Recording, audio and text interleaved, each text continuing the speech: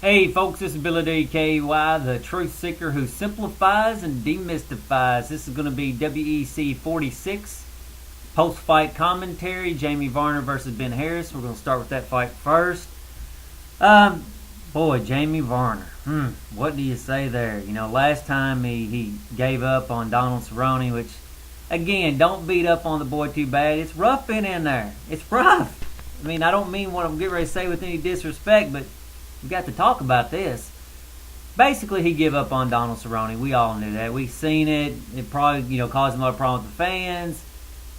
You're seeing it, that same kind of mentality in this fight when he got, I don't know, maybe it was an eye scrape or a low knee or something, turned his back and walked away, didn't, just basically giving up almost, and then, Henderson jumped on him, which he didn't have no reason not to, but then he just gave up real quick in that guillotine. Real quick. I mean, it was just too quick in my opinion for somebody that's a champ. We wouldn't see Randy Couture ever do that. You know what I'm saying? So here's what I think's going on with Jamie Varner. He said in the pre-fight, he said every opponent he has fought, he has taken something out of. And I think what he's really trying to tell you is every fight that he's been in, something's been taken out of him. And I think Jamie Varner's at the point where the will to be the champ and almost really the will to fight has been taken out of him by all the rough opponents that he's had in front of him. I think for Jamie Varner, the pain is becoming too real, and it's overcoming the ego part of wanting to be champ. So I could be wrong, but I see Jamie Varner sort of done with it. Really, I think like I say, the pain. He's doing cost benefit analysis in his head, and he's just like, you know what, it just ain't worth it, and he's looking for a way out. So if there's some way he can piss himself off, so yeah, they're just screwing me, I'm really the champ, and I'm done with them.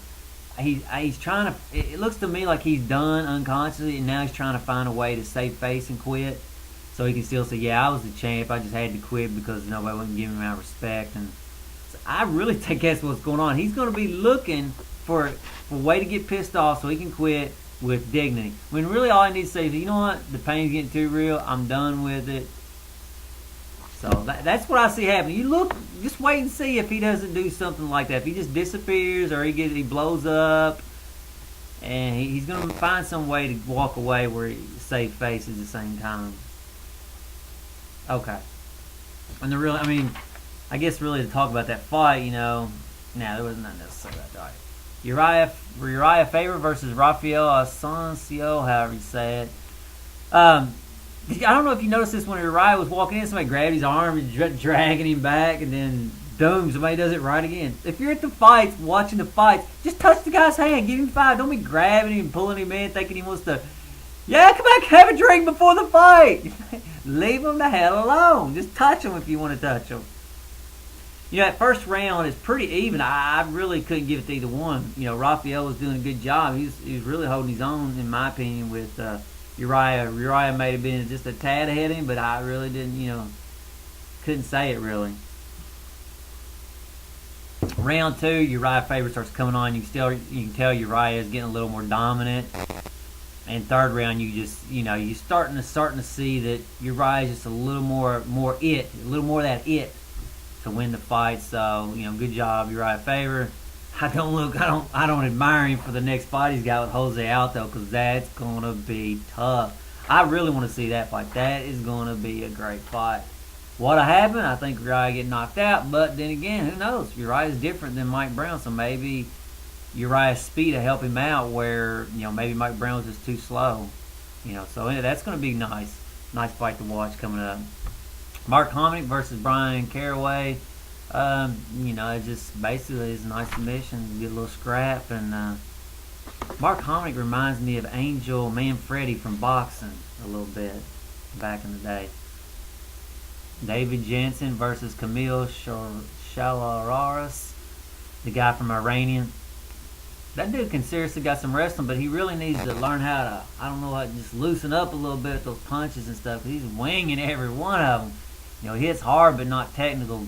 He's basically a world-class wrestler, it looks like. I don't know. I think he said he was a champ, an Olympian, and this and that. So, he's definitely going to be tough to handle. But he needs to evolve. Somebody will take advantage of him eventually. He's got a lot of holes, but he's got a lot of strengths too. Dave Jansen, he just looked out. He had too much man on his hands to deal with, right? And that dude's 37 too. Tough, like a Randy. Mike Brown versus Anthony Morrison. I was thinking the whole time that as soon as they said that this guy Anthony Morrison was, this is his first time in the WEC, and I'm thinking you're facing Mike Brown the first time you're in the WEC. Oh man, I was thinking you're nothing but shark bait. My dad and I were both watching. I was like, shark bait. But he actually did pretty good because he there for a minute. I was like, maybe Mike Brown's not going to have such an easy fight. And maybe this dude just isn't known. But that pretty much went like I thought once I knew it was his first fight in WEC. And I guess I'm not really going to talk about that other fight, Mackins versus Davidius. Yeah, I'll talk a little bit about it. Man, that dude can wrestle, but it seems like he's not really using his energy wisely. But he did some pretty cool wrestling moves and used his energy wisely in a few spots. But it's okay. Okay, something that popped up during the thing was Brandon Vera versus John Jones going to be on Versus, and that is a good fight, man. I'm really stoked to see that fight. That's going to really tell us a lot about John Jones. I think we already sort of know where Brandon Vera is at,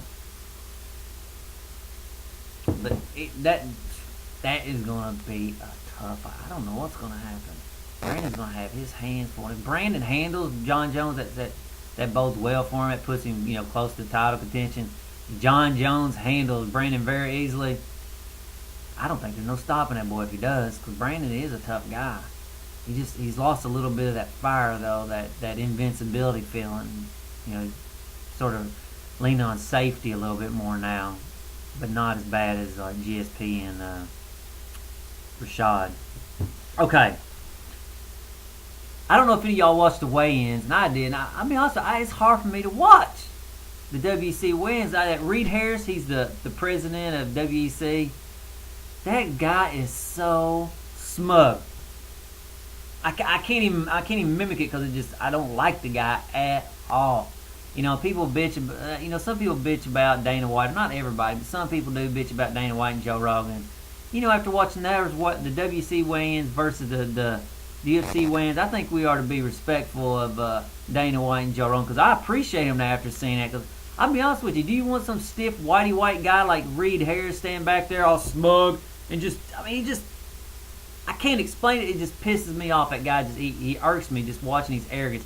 Before I even watched the video, just seeing him between the two fighters, on the snapshot before you click the video, I was just like, man, that dude is smug. White elitist. Or I call him the whitey whites. Man, I just can't stand that guy at all. I don't know if any of you felt the same way. Maybe it's just me, but I really can't stand the guy at all. Don't want to see him on TV. Don't want him. Don't like him. Be thankful you got Dana White. Perfect guy for the sport. Appreciate Joe Rogan. Even if you don't like him, they do a damn good job. And if you don't think so, you should try commentating, then you'll know the difference. Anyway, and also if you lose them, you might realize how good they really are. So appreciate it. Anyway, folks, if you wouldn't mind, please rate. Until next time, later, folks.